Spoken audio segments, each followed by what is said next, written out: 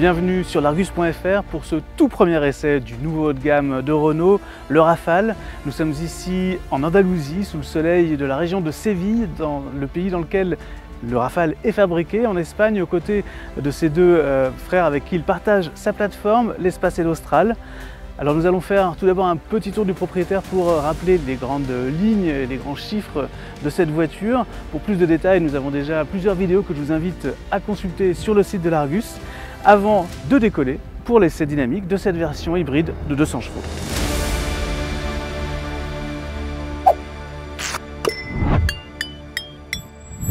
Le design de l'Austral ne partage rien de son extérieur avec les deux autres SUV de la gamme et pourtant, en termes de dimension, on est pratiquement aux dimensions d'un espace. Tout le travail qui lui donne son allure comme ça, beaucoup plus musclée et sportive, c'est dans les lignes, c'est bien sûr dans sa ligne de toit, c'est dans sa lunette arrière inclinée à 17 degrés, et puis c'est aussi dans ses voies élargies, ses roues plus grandes, ici en 20 pouces.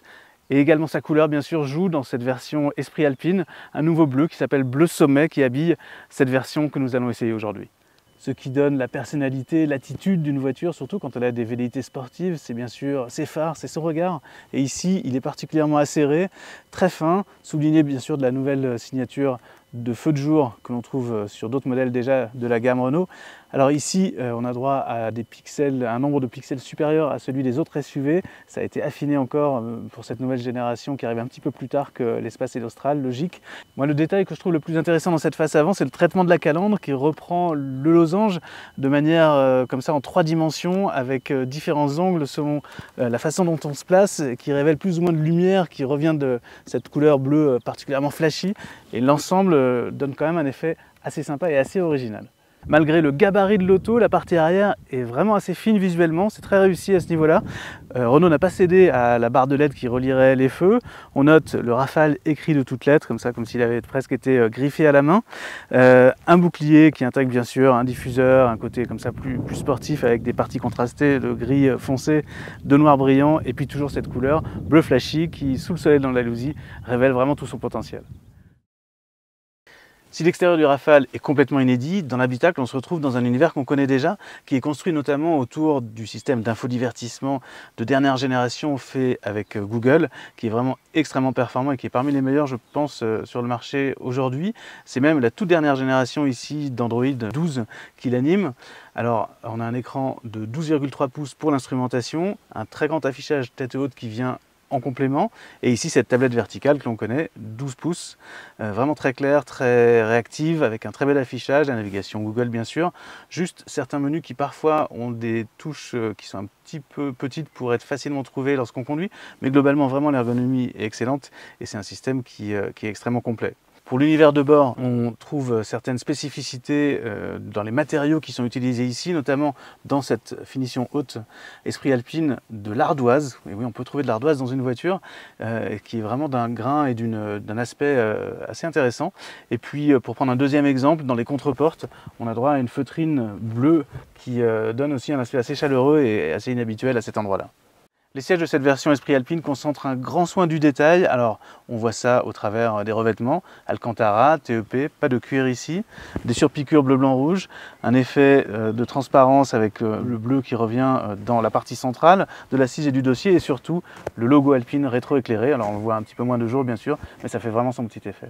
Côté aspect pratique, on trouve de très grands rangements ici dans la console centrale, d'abord sous le chargeur à induction pour smartphone qui coulisse, libérant un premier espace, et ici un second espace vraiment profond qui permet de loger pas mal d'objets.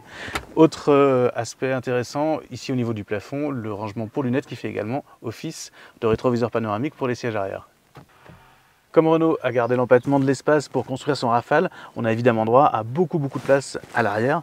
Alors c'est très appréciable, on est vraiment bien assis, bien au niveau des jambes, mais aussi bien au niveau de la tête. Et ça, c'était quand même la grande question sur une forme de SUV coupé qui, bien sûr, a une ligne de toit descendante.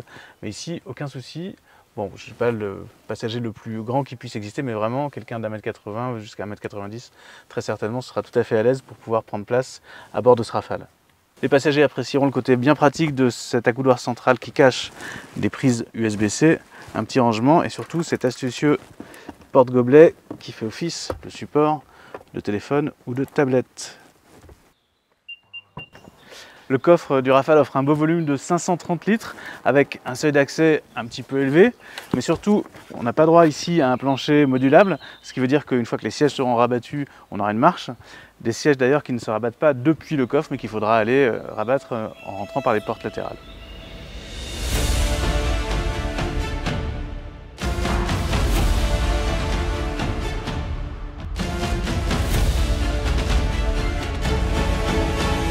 Dans la version hybride 200 chevaux du Rafale, on n'a pas des performances qui sont particulièrement impressionnantes sur le papier, 8 secondes 9 de 0 à 100. Pour avoir de vraies perfs de sportives, il faudra attendre la fin de l'année et la version hybride rechargeable, 4 roues motrices, 300 chevaux. En revanche, ce qui est vraiment impressionnant, c'est sa capacité sur des petites routes comme celle-ci de la RPI andalou de s'inscrire dans des virages vraiment serrés avec une sérénité, une rigueur impressionnante, beaucoup d'agilité. Ça, c'est dû à des réglages de châssis spécifiques qui sont plus rigoureux par rapport à ce qu'on connaît sur l'Austral et l'Espace.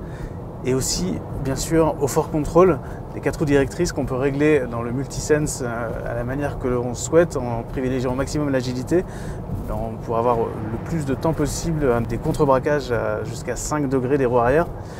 Et cela, ça donne vraiment des vitesses de passage impressionnantes, une grande sérénité. Et on a du mal à imaginer qu'on a entre les mains un SUV de plus de 4,70 m et de plus de 1,6 tonne.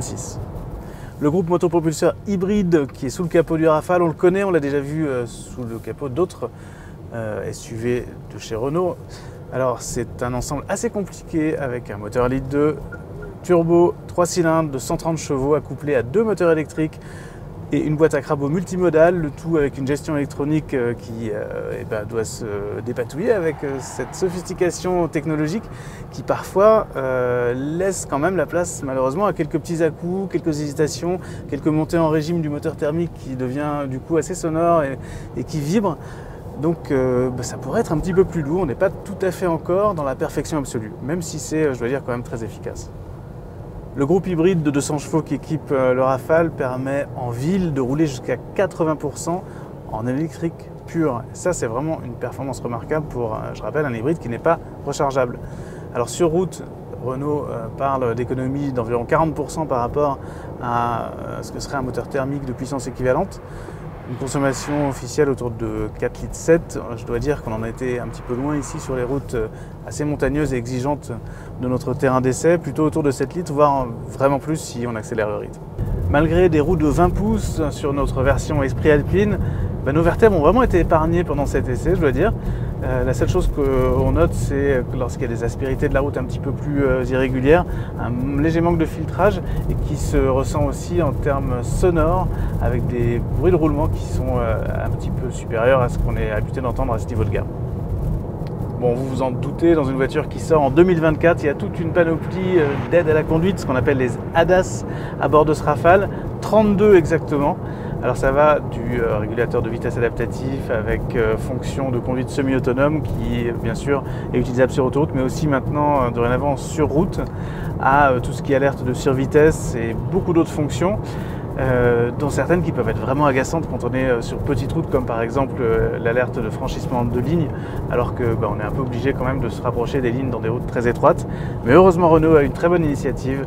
Il y a un bouton physique ici à gauche du volant sur la planche de bord qui permet directement de désactiver 5 ADAS qu'on aura présélectionnés dans le menu de bord.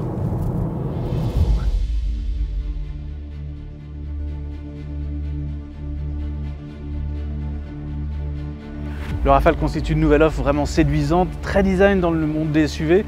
Alors, il est particulièrement bien équipé, extrêmement bien connecté, ça c'est important, mais surtout, il n'en oublie pas les fondamentaux d'un SUV à vocation familiale, tout à fait utilisable au quotidien avec un vrai espace intérieur préservé. Derrière son look particulièrement sportif et dynamique. Au niveau tarif, il sera disponible dès cet été à partir de 45 000 €, 49 000 € ici pour cette version Esprit Alpine. Alors ce sont des prix qui n'ont pas pris de la grosse tête, qui sont entre 3 000 et 5 600 € au-dessus de ce que serait un Austral à version équivalente.